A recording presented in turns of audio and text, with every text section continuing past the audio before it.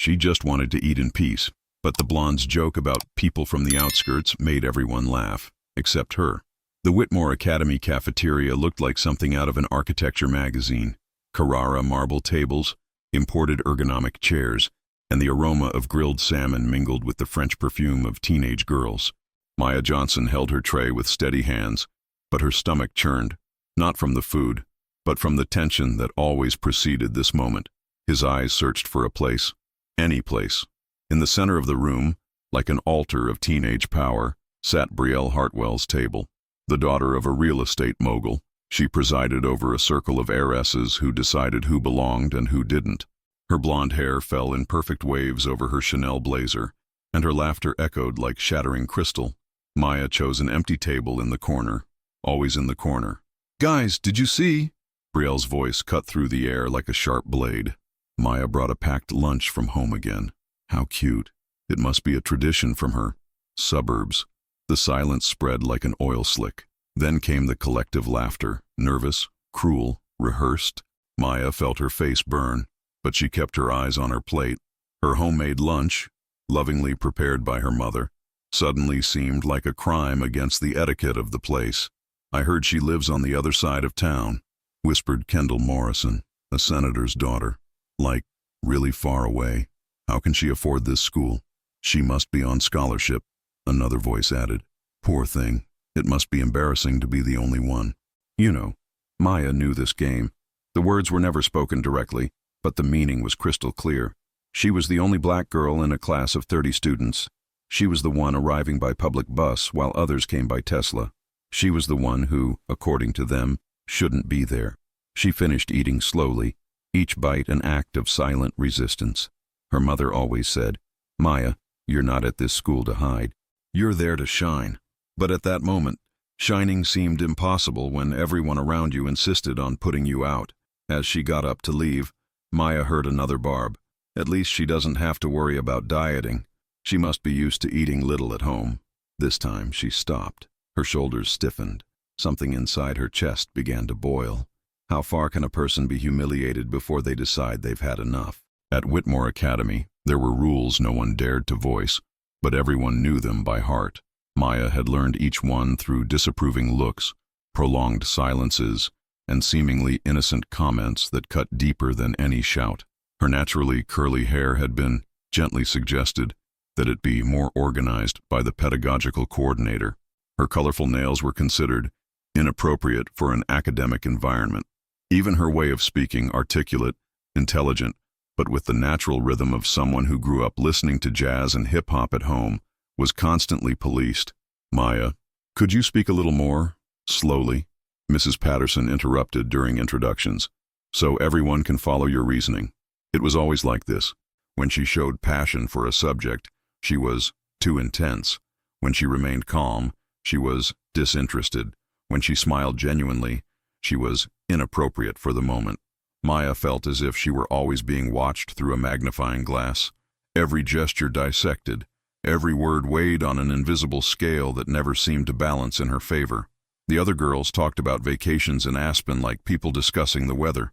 Their phones played songs Maya had never heard, by artists who seemed to exist only in that parallel universe. They used specific slang, cultural references that excluded anyone who hadn't grown up among country clubs and charity soirees. Maya noticed that every attempt she made to join in the conversation was met with a polite but empty smile, as if she were a child trying to understand an adult joke. She began to study these girls as if they were a rare species. She watched how they walked, never too fast, always with a casual elegance that seemed innate. She noticed how they spoke, with a calculated softness that turned even complaints into music. A part of Maya wanted to imitate. She wanted to belong so desperately that she even practiced a softer version of herself in the mirror. But every time she tried, she felt as if she were betraying something fundamental within herself. "You're so articulate," the poisoned compliment that always arrived with a tone of surprise, as if intelligence in a black girl were a miracle worth noting. "You're different from the others," the phrase that should have sounded like a compliment, but carried the weight of 1,000 judgments about who the others were. Maya began to question herself. Was she being paranoid? Was it all a figment of her imagination? But then came the unmistakable moments. when teachers automatically assumed she needed extra help, when classmates were genuinely surprised by her high grades, when they picked her last for group projects, not out of malice but out of an invisibility that hurt more than any direct insult.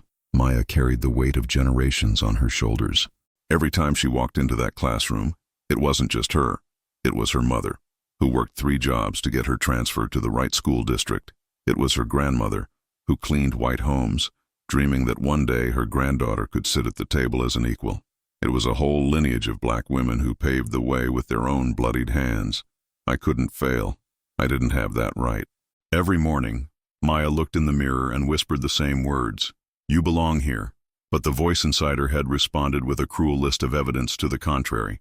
"You're only here because you need diversity. Your grades are good, but not exceptional. They're born knowing things you need to Google." When he got an A+ in calculus, instead of celebrating, he wondered if the teacher had been more lenient.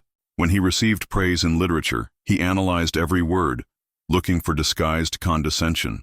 Insecurity had become a parasite that fed on every small victory. While her peers could afford to have bad days, average grades, or moments of distraction, Maya knew that every misstep would be magnified. A mistake on her part wasn't just a mistake. It was confirmation of every silent prejudice hovering over her head. She studied until 3 in the morning, not because she had to, but because she needed to be flawless. She revised each paper 5 times, not out of perfectionism, but out of fear. She raised her hand in class only when she was absolutely sure of the answer, not out of shyness, but because she couldn't afford to be wrong. Her academic excellence, rather than bringing her closer to her peers, created an additional barrier. "Maya always knows everything," they would say with a mixture of admiration and detachment, as if her intelligence were something alien, incomprehensible, almost threatening. Maya realized she was trapped. If she was mediocre, she would confirm stereotypes. If she was exceptional, she would be seen as an anomaly. There was no middle ground for a girl like her. Her mother worked as a social worker, fighting to provide opportunities for other families like theirs. Her father, absent since Maya was 7, had left more than an empty chair. He had left behind the pressure of proving that she didn't need a father figure to succeed. Maya's every achievement was a collective victory, every stumble, a disappointment that echoed beyond herself. She felt the weight of being the first in her family to attend private school, the first to have access to this world, the first to carry the hope of change. At night, when she finally took off her armor of perfection, Maya wondered who she really was beneath all these expectations. She had lost the ability to relax, to just be a teenager. Every aspect of her. It was a seemingly ordinary Tuesday when Maya left her history notebook at the library. A simple notebook with a black cover, where she wrote down not only her subjects but also thoughts, poems, fragments of a soul that still believed this place could be her home. When he returned to pick it up after break, he found Brielle holding it like it was toxic waste. "Guys, look." Brielle held the notebook high in the main hallway, where dozens of students milled between classes. "Does anyone know whose it is? It must be the cleaning ladies." "Oh, no. Wait." She feigned theatrical surprise. "It's Maya's." Laughter echoed off the marble walls. Maya felt every fiber of her being tighten. It was more than humiliation. It was dehumanization. Brielle hadn't just insulted her social standing. She'd denied her humanity, reducing her to a function. Brielle threw the notebook to the floor with calculated contempt. The pages spilled out, revealing the intimate poems Maya had been writing, her deepest thoughts now exposed for public entertainment. "Oops," Brielle said with a venomous smile. "And the maid left this here." It was in that moment that something inside Maya broke. It wasn't a cry. It wasn't a scream. It was something much deeper. It was the definitive break with the girl who still believed that being small would protect her. Maya bent down slowly to gather the pages. Every movement was deliberate, controlled. She could feel the stares, some amused, some embarrassed, but all waiting for a reaction that would confirm her as the victim. But as she gathered her writings, something ancestral awakened within her. It was the voice of her great-grandmother who faced segregation. It was the strength of her grandmother who raised children alone. It was the courage of her mother who never bowed her head in the face of prejudice. When she stood, Maya was no longer hunched over. Her shoulders squared, her spine straightened. She looked directly into Brielle's eyes, not with anger, not with hatred, but with something far more dangerous, the absolute certainty of her own dignity. "Thanks for returning it," Maya said, her crystal-clear voice cutting through the silence. "Be careful not to hurt yourself the next time you try to belittle me." The hallway fell silent. For once, Brielle didn't have a ready answer. There was something in Maya's gaze that made her take an involuntary step back. It was as if she'd finally seen not a frightened girl, but a force of nature that had been contained for far too long. Maya calmly put away her notebook and began walking. Each step echoed like a declaration. "I exist, I matter, I will not hide anymore." In that moment, Maya made a decision that would change everything. No more trying to fit in, no more excuses for taking up space, no more silence in the face of cruelty. She picked up her phone and typed a message that would reverberate throughout Whitmore Academy. Sometimes the only way to stop being treated like you're invisible is to make yourself impossible to ignore. With her hands still shaking from the adrenaline, Maya opened her recovered notebook to the page she most often consulted in difficult moments. There, written in her own careful handwriting, was the phrase her mother had repeated since childhood: "Respect until you are forced to be respected." I had never fully grasped the weight of those words. Now they pulsed across the page like an ancient code finally cracked. Maya remembered the night she wrote that sentence. Her mother was in the kitchen, preparing dinner after an exhausting day of work, when Maya asked how she managed to maintain her dignity in a world that constantly tried to steal it from her. "Daughter," her mother said, still chopping vegetables, "respect isn't something you ask for. It's something you radiate. But when someone disrespects you, you don't have to continue being polite to someone who's chosen to be cruel." At that moment, Maya had written down the words like a lucky charm. Now, they became a declaration of war. Maya closed the notebook and pressed it to her chest. It was as if she were absorbing not just her mother's words, but the strength of women who came before her. Women who faced slavery, segregation, institutional violence, and still managed to raise daughters who dreamed bigger. She felt the presence of her great-grandmother Sarah, who had been a housekeeper but taught her children to read in secret. Her grandmother Ruth, who worked as a seamstress and saved every penny so the next generation would have more options. Her mother, who broke cycles and opened doors. For years, Maya had tried to make herself smaller to fit into spaces that were never designed for her. Now she understood that her true strength lay not in adapting, but in transforming those spaces with her presence. It wasn't she who didn't belong there. It was the environment that needed to evolve to accommodate her. Her ancestors hadn't fought for her to hide. They had fought for her to shine. Maya opened her phone and reread the message she'd typed. "Mom, can you come?" 3 simple words that carried the weight of a personal revolution. It wasn't a cry for help. It was a summons. It wasn't a surrender. It was a strategy. She had learned that sometimes victory doesn't come from shouting the loudest, but from knowing exactly when and how to use her power. And Maya was about to show this entire school that she had completely underestimated who she truly was. Maya took a deep breath, closed her eyes, and visualized what was to come. There would be no more tears, no more shame. She had spent too much time trying to prove she deserved to be there. Now, it was time to show them that they were the ones who needed to prove they deserved to be in the same room as her. The frightened girl had died in that hallway. What remained was a young black woman, aware of her power. Maya walked to her classroom as if nothing had happened. Her steps were measured, her breathing controlled. She had learned that real power doesn't need to be announced. It simply exists. She sat at her usual desk, opened her notebook for American literature, and waited. The message had been sent. Now it was a matter of time. As Davidson talked about Toni Morrison's work, an irony not lost on Maya, she felt the curious stares of her classmates. Brielle whispered something to her group, likely expecting some dramatic retaliation, some emotional breakdown that would confirm her view of people like Maya. But Maya had learned something fundamental from her mother.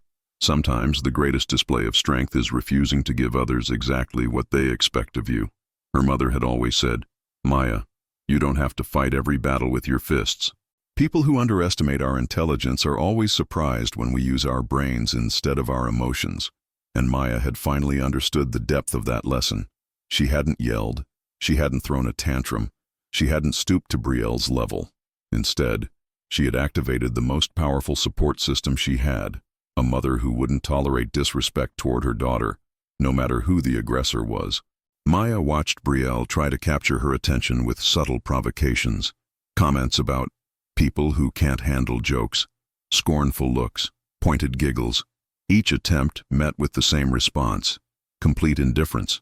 It was like watching a child throw a tantrum while the adult remained unfazed. With each passing minute, Brielle seemed more desperate for a reaction, more frustrated by Maya's unwavering composure. Maya knew her mother was on her way. She knew this woman better than anyone. She knew she would cancel any appointment, leave any meeting, interrupt any activity when her daughter needed her, not out of overprotection, but out of principle. And Maya also knew that her mother wouldn't come as a desperate mother defending her daughter. She would come as the respected professional she was, with all the authority her position conferred. Interestingly, the simple change in Maya's posture began to affect the dynamics of the room. Other girls who normally laughed at Brielle's teasing now looked uncomfortable. Some students who had never paid Maya any attention began to look at her with something resembling respect. It was as if her refusal to play the victim had fundamentally altered how everyone saw her. Maya discreetly checked her watch. 15 minutes until the end of class. Her mother was probably already in the parking lot. Soon, the entire Whitmore Academy would discover they had completely underestimated not only Maya, but her entire lineage. The click of heels echoed through the Whitmore Academy hallway like a symphony of restrained power. Maya recognized the rhythm before she even saw it. Decisive, steady steps that didn't ask for passage, but naturally welcomed it. Her mother had arrived. Victoria Johnson entered the main reception area wearing a simple and elegant navy blue dress, her natural hair impeccably styled, and no jewelry other than a simple wedding ring. She didn't need to be ostentatious. Her posture carried authority, her gaze was dignified, and she had a presence that transformed any room. Mrs. Patterson, the coordinator, greeted Victoria with the automatic courtesy reserved for parents, until the moment their eyes met. There was a pause, a moment of recognition that transformed the professional smile into something much more respectful. "Mrs. Johnson," Mrs. Patterson said, and Maya noticed how her tone completely changed. What an honor to have you here." Victoria simply nodded. "I received a message from my daughter. I understand there's been an incident." When they entered the coordination office, Maya noticed the transformation in the room. Minutes earlier, when she had been called to talk about what had happened in the hallway, the tone had been patronizing and condescending. Now, with her mother present, everyone in the room behaved completely differently. "Well," Mrs. Patterson began, clearly uncomfortable, "it seems there's been a little misunderstanding between the girls." Victoria raised her hand, a subtle gesture that silenced the entire room. "And let me make one thing clear," Victoria said, her voice low but sharp as a razor. "I'm not here as a concerned mother trying to settle a teenage squabble. I'm here because my daughter was deliberately humiliated in an institution that receives public funds from the city." She paused for what seemed like an eternity. "I'm Victoria Johnson, mayor-elect of this city, and this brilliant young woman you're treating like a problem is my daughter." The air in the room seemed to thin. Mrs. Patterson paled. The vice principal, who had come in to mediate the situation, swallowed hard. Maya felt a deep sense of satisfaction at how the revealed power instantly changed the narrative. It was no longer the problem child being called out.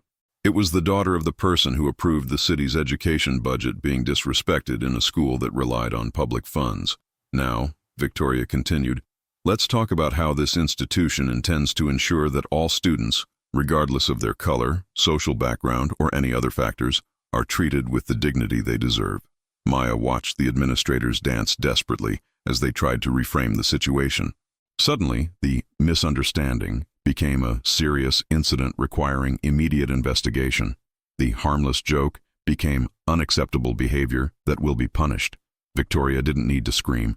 She didn't need to threaten. She simply existed fully, allowing her truth to completely rewrite the narrative they tried to impose on her daughter.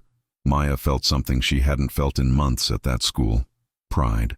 Not just for her mother, but for herself. She had made the right choice.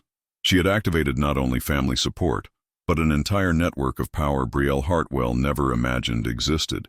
In less than an hour, the news had spread throughout Whitmore Academy like a digital virus. WhatsApp groups were buzzing with the information. "Maya is the mayor's daughter. Did you know?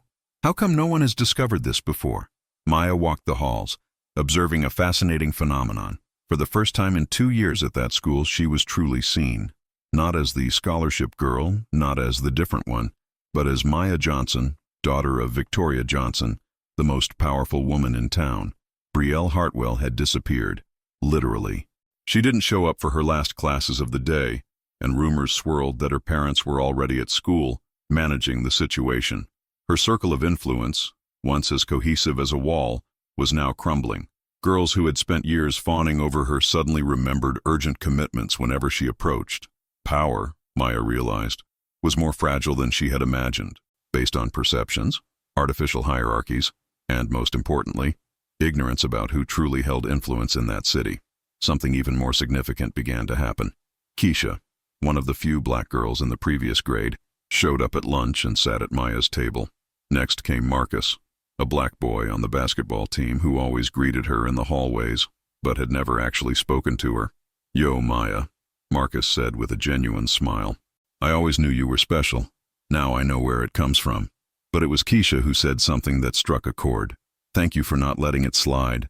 Sometimes we get so tired of fighting that we forget we have the right to not accept disrespect." Maya began to notice other subtle changes. Carmen, the Latina cleaning lady, smiled at her differently in the hallway, a smile of recognition, of solidarity. "Your mom is a powerful woman," he whispered as he passed. "And you too." The teachers, who had previously treated her with condescension disguised as kindness, now addressed her with genuine respect, not because she had changed, but because their perception of her had been forced to evolve. That night, Maya reflected on the weight of the revelation. Her mother had always been this powerful woman, but she had protected Maya from using that influence prematurely. "And I want you to be respected for who you are, not for the position I hold," she always said. Now Maya understood the wisdom of that strategy. She had built her own strength, developed her own dignity. When her family's political power finally revealed itself, it only amplified what she had already achieved through her own merit. Most importantly, Maya realized that her victory wasn't just hers. It belonged to every black girl who had been underestimated at that school.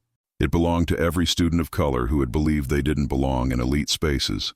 It belonged to every working-class family who had been looked down upon by people who mistook privilege for superiority. His story had become a powerful reminder. Never assume you know someone's full story based on their appearance or apparent background. The next day, she walked into school as usual. But for the first time, it wasn't like before. The looks that had previously dripped with contempt were now accompanied by hurried smiles, falsely casual invitations. She hadn't changed, but the atmosphere had, because the silence of those who laughed had turned into an attempt to get closer. Maya woke up different, not because she had changed, but because the world around her had finally been forced to adjust its focus. She looked in the mirror and saw the same girl she'd always been. Naturally curly hair, skin that bore stories of resilience, eyes that had always seen beyond appearances. The difference was in the air, in the energy that surrounded her. Today, she wouldn't have to prove anything to anyone. The gates of Whitmore Academy looked the same, but Maya knew she had stepped through an invisible portal. Each footstep on the marble echoed with an authority that had always been there. Only now it was finally recognized. Students who had previously ignored her waved. Teachers who had treated her condescendingly now sought her gaze with genuine respect. It was fascinating to watch how the revealed power changed not only his position, but retroactively rewrote his entire history in that place. But Maya sensed something deeper happening. It wasn't just the desperate attempts to reach out that mattered. It was the fact that other voices were rising. Students who had previously hid in the shadows were now walking with more confidence. Her presence had created a crack in the system, and through that crack, other lights were beginning to shine. 3 Latina girls who always ate lunch alone now sat next to Maya's group. An Asian boy who had been silently bullied about his slanted eyes finally spoke out against his bullies. It was as if courage was contagious. That afternoon, Maya had a deep conversation with her mother about what had happened. "You did more than stand up for yourself," Victoria said proudly. "You showed those kids that power isn't measured solely by their parents' bank accounts. You carry the power of generations of women who paved the way." Maya understood that she wasn't just the mayor's daughter. She was the daughter of a lineage of quiet revolutionaries who transformed the world one step at a time. With her new status came a responsibility that Maya consciously embraced. She became an informal mentor to younger students, especially those who, like her, didn't fit the traditional elite mold. She created a study group that was, in fact, much more, a safe space where diverse perspectives were not only accepted but celebrated. Whitmore Academy was being transformed from within, cell by cell. Months later, Maya received a letter from an 8-year-old black girl at the district's elementary school. "My mother told me your story," the girl wrote in neat handwriting. "When I grow up, I want to be brave like you." It was at that moment that Maya fully understood what had happened. Her struggle hadn't just been personal. She had become a beacon for other children who needed to see that it was possible to occupy positions of power while keeping their identity intact. Maya treasured the letter. She knew that one day, when that little girl grew up and faced her own challenges, she too would find the strength she needed. And perhaps, at some point in the future, she would inspire other girls. And so the cycle would continue. Power wasn't just about occupying spaces. It was about transforming them so that future generations would find open doors where before there were only walls. Topic 9. Continuity symbol. The next day, she walked into school as usual, but for the first time, it wasn't like before. The looks that had previously dripped with contempt were now accompanied by hurried smiles, falsely casual invitations. She hadn't changed, but the atmosphere had, because the silence of those who laughed had turned into an attempt to get closer. The new morning Maya woke up different, not because she had changed, but because the world around her had finally been forced to adjust its focus. She looked in the mirror and saw the same girl she'd always been. Naturally curly hair, skin that bore stories of resilience, eyes that had always seen beyond appearances.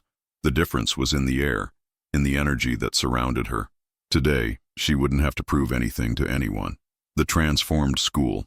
The gates of Whitmore Academy looked the same, but Maya knew she had stepped through an invisible portal. Each footstep on the marble echoed with an authority that had always been there, only now it was finally recognized. Students who had previously ignored her waved. Teachers who had treated her condescendingly now sought her gaze with genuine respect. It was fascinating to watch how the revealed power changed not only his position, but retroactively rewrote his entire history in that place. The real change. But Maya sensed something deeper happening. It wasn't just the desperate attempts to reach out that mattered. It was the fact that other voices were rising. Students who had previously hid in the shadows were now walking with more confidence. Her presence had created a crack in the system, and through that crack, other lights were beginning to shine. 3 Latina girls who always ate lunch alone now sat next to Maya's group. An Asian boy who had been silently bullied about his slanted eyes finally spoke out against his bullies. It was as if courage was contagious. The ancestral legacy. That afternoon, Maya had a deep conversation with her mother about what had happened. "You did more than stand up for yourself," Victoria said proudly. "You showed those kids that power isn't measured solely by their parents' darn bank accounts. You carry the power of generations of women who paved the way." Maya understood that she wasn't just the mayor's daughter. She was the daughter of a lineage of quiet revolutionaries who transformed the world one step at a time. The responsibility of the future. With her new status came a responsibility that Maya consciously embraced. She became an informal mentor to younger students, especially those who, like her, didn't fit the traditional elite mold. She created a study group that was, in fact, much more, a safe space where diverse perspectives were not only accepted, but celebrated. Whitmore Academy was being transformed from within, cell by cell. The expanding circle months later, Maya received a letter from an 8-year-old black girl at the district's elementary school.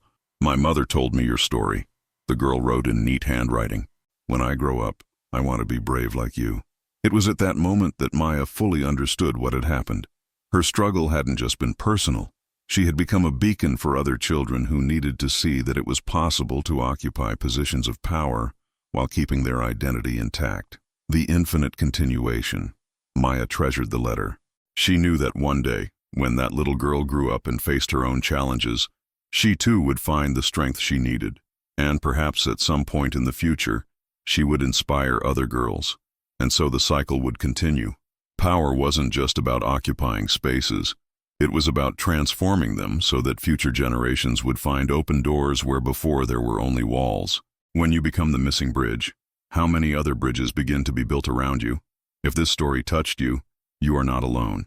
How many times have you felt invisible in spaces where you should be respected? How many Maya Johnsons are there around you, just waiting for someone to recognize their worth? Leave in the comments. Tell your own story of resistance. When was the moment you decided to stop being put down? Your experience might be exactly what someone else needs to read today. If this message made sense to you, like in this video so more people can see it, share with someone who needs to remember their own power.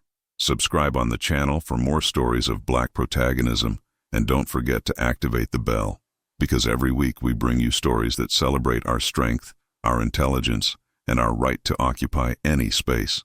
Your story matters. Your voice matters. You matter. And remember, you don't need permission to shine.